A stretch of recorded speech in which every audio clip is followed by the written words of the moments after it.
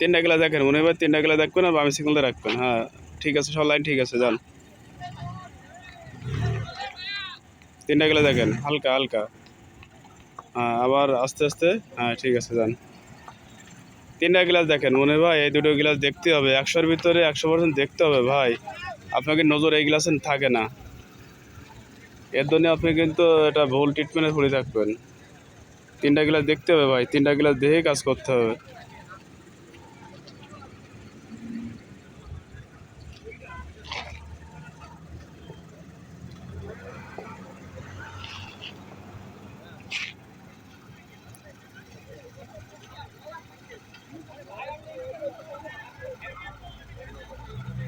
চলো যান, বুঝে নেবেন, বুঝতেছেন না, এটা চলো যাবেন, তখন আপনাকে বুঝতে আরো সুবিধা হবে।